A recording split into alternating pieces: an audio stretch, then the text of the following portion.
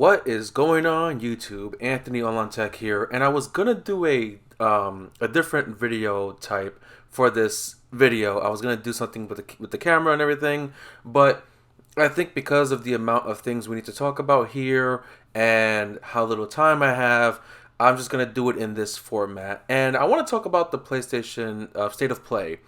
Because there were some interesting things here, and we're starting off strong here with Capcom, because Capcom came in swinging, and they did show a trailer for the Resident Evil 4 remake, and I have some thoughts about this game. I did not enjoy Resident Evil 4 the way that other players enjoyed it.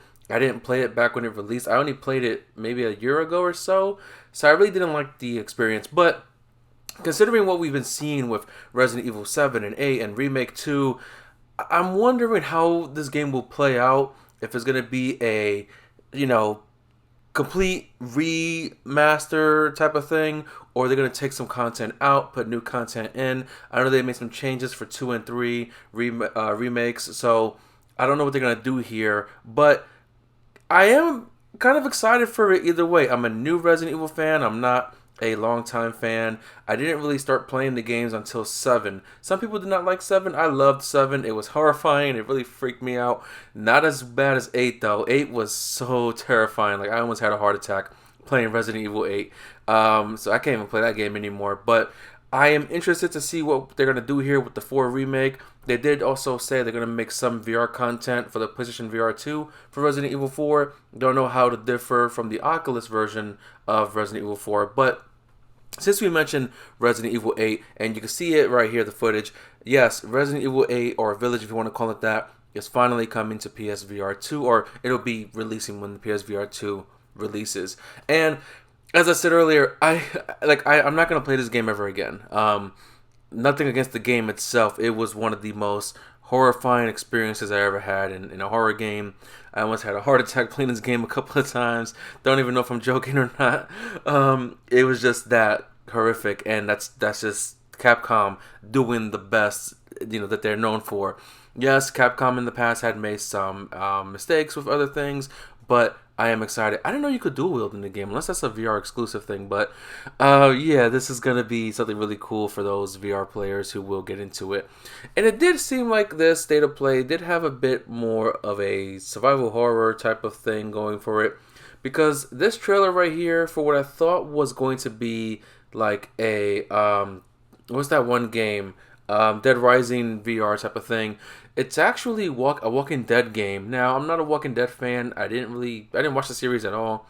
My brother tried to get me into it. I just wasn't interested. I didn't really play the Telltale games. I didn't really care about those either. And any other Walking Dead video games that's been out there, kind of been, what I'm saying? Not so good. But this one does look pretty interesting. And again, it is a VR experience. So that's going to be another one of those horror in your face type of things, zombies in your face.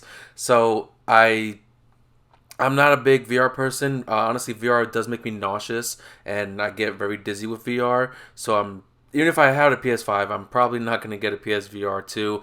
I haven't even bought the VR headset for the PS4 because, like I said, it makes me nauseous and dizzy. So I'm not going to get into it. But this does seem like a very interesting experience. I don't know if it's going to be one of those 2 to 5 hour experiences, or if it's going to be a full VR game. It might be a full VR game campaign and everything.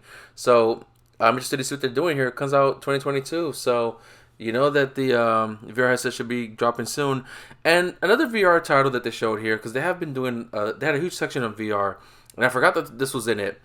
But No Man's Sky is coming to VR, and I've always said that I wanted No Man's Sky to be something like a Star Wars type of thing, giving my X-Wing experience or my TIE Fighter experience. And I tried this game, it's on Game Pass, and I was just really bored with it. I still have my save file, so I might jump back in and try it out, because this gameplay looks exciting, so I want to see if the game does get fun. Like I said, it is coming to the VR. It is also coming to Switch later this year, so it's amazing that they're going to port that over to Switch, but I wonder how the VR is going to play with No Man's Sky, and how long can you survive playing the gameplay with all the dizziness and everything, if you have that, or if you get eyes start to get irritated or whatever. But going on to another VR title here, they did announce this a while back as well. It's like the Horizon VR experience. I forgot what they call it, but one thing about this VR here is that, well, I'm not a huge fan of the Horizon games. I do like that they're building more of the world. They want you to do more. They're doing more world building for you. They want you to see more of the world, what it has to offer, different characters, different stories. It is a fairly new franchise considering there's only 2 games currently and 1 expansion from the last game. And I know that the second game did get a lot of great reviews, and it is one of the best looking games out there. Even the last one still holds up and looks pretty damn good. I just couldn't get into it with the gameplay and some of the choices in the gameplay that they made for, development choices. I was interested in the world behind it, though, the robotic dinosaur things. So it's good to see that they're doing this. Again, looks like another experience that's going to be more of a actual full-on game in VR rather than just a short experience. I know like the Batman Arkham VR thing we had a few years ago is more of an experience. I think the Iron Man game is also kind of more of an experience. This looks like a full-on open world VR Horizon game, and that's also going to be kind of terrifying with some of these like robots in your face type of thing. So if you're a fan of the series and you're going to get a PS VR 2, which is also going to be like what, $400, hey man, you do you. This one is kind of interesting. Spider-Man is coming to PC. And there was also a rumor that the Miles game is also coming to PC. It wasn't, as far as I saw, it wasn't fully announced in this state of play. But I can only imagine if this one is coming to PC, the Miles one will have to come to PC. And the only thing about it that is good the only thing that makes it good, in my opinion, based on my feelings towards PC gaming, is we could see some pretty cool mods in the game. Maybe there'll be a mod to play as like Iron Man and fly around the city or something. Don't know how it's gonna happen, but also, will this game run well on PC? Horizon Zero Dawn didn't run well on PC. I think God of War had a bit of a shaky start on PC, but also you can play this on the go if you have a Steam Deck, so that's pretty cool. Spider-Man on the go, I'm in it for that. This one right here was kind of an interesting one. I believe it was called Stray or something like that, and I guess you're playing as a cat and you're running around different levels and everything. I don't know if this is considered. It doesn't look like a VR title, so it may not be a VR title. It's interesting. I don't know if it's an open world game, if it's a linear adventure game. I have no idea. But hey, if you ever wanted to play as a cat, now is your chance to play as a cat and do cat things and stuff. It does look a little bit, a bit open. Not so much open world, but a little bit open. Not much I can say about this game though, other than what I'm seeing here.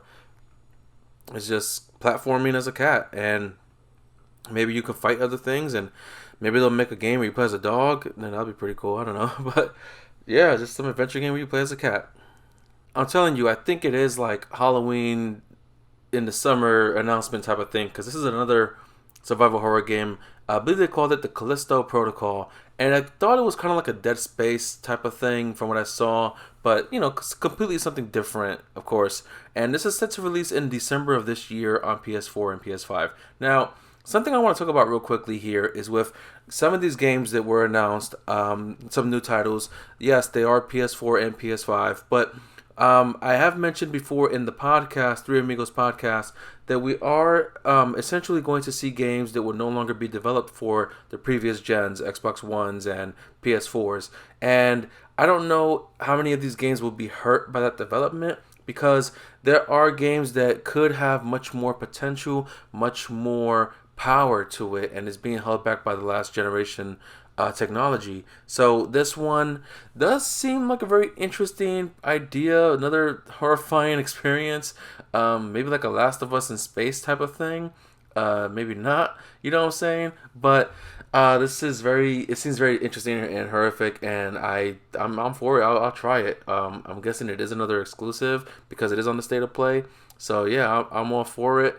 I'll definitely give it a shot. I don't think I'll have a PS5 by then, unfortunately. I still have my PS4 Pro, but yeah, hopefully this is a banger. Hopefully it's not something that flopped, kind of like The Evil Within. I know that one kind of flopped, but it's Bethesda. Bethesda sometimes flops and sometimes they don't.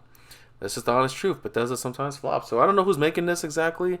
Like I said, it does look very cool. I'm for it.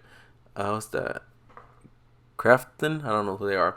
But going back to Capcom, because when I said they came in swinging, we got some gameplay for Street Fighter 6. Now I know Street Fighter 5 had a really bad launch and people were very upset because it was on PS4 exclusive and then eventually came to PC, not on Xbox unfortunately. So hopefully, because Capcom has been making better decisions with a couple of stinkers here and there, Street Fighter 5 was a bad one. Resident Evil 3 remake was pretty crappy. You know what? Fuck it. It was shitty. I'm just gonna say it.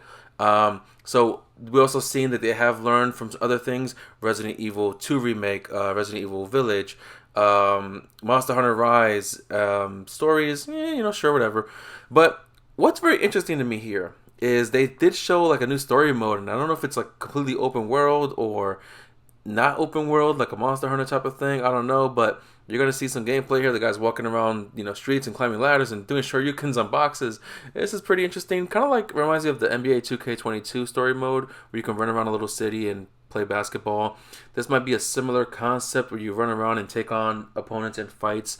And yes, they did show some fighting scenes. They didn't show a lot of characters. They showed maybe 6 characters, I think, which was Ryu, Chun-Li, Luke, and Jamie. Might have been just the 4 that they showed. So I have to wonder what other characters will be in the game. I didn't even notice that before. That might be a new character as well. But you want to see some returning characters: Ken, Akuma, Gaio, Cammy, E Honda, Sagat, Zangief, Armika. Maybe not Karen this time around, because but.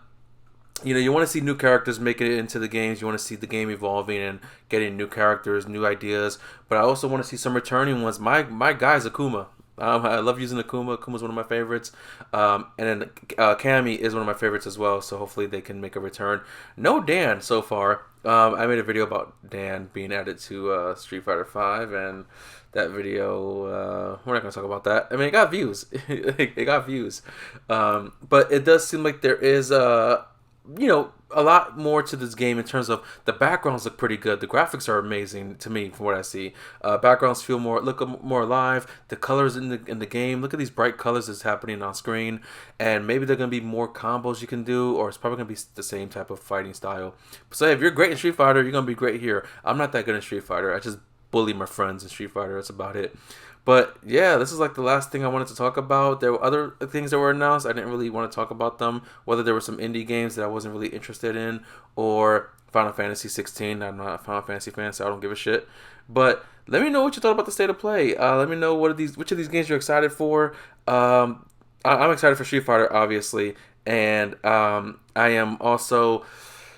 I'm interested to see what they do with the Resident Evil 4 remake, because it can't be as bad as the 3 remake. And if it's the same exact game with just better graphics, but also better controls, because that was one of my problems. I couldn't handle those damn controls. And I played Silent Hill. So if I'm saying the Resident Evil 4 had bad controls compared to Silent Hill 2, for me it's a problem. So hopefully much better controls, better, of course better graphics and everything. So we'll see how that goes. Capcom is coming in swinging. They're coming in hard, and I love Capcom. Like, I don't like Mega Man though. So, but that's my video. Thank you guys for watching. Hope you enjoyed this video. I'm excited to see what comes out going forward from Sony, and of course the other consoles as well. We got some really nice hot games coming out for Switch this year. Xbox don't really have a lot coming out this year, so come on guys, you gotta push them out. Get us some games. See you guys on the next one.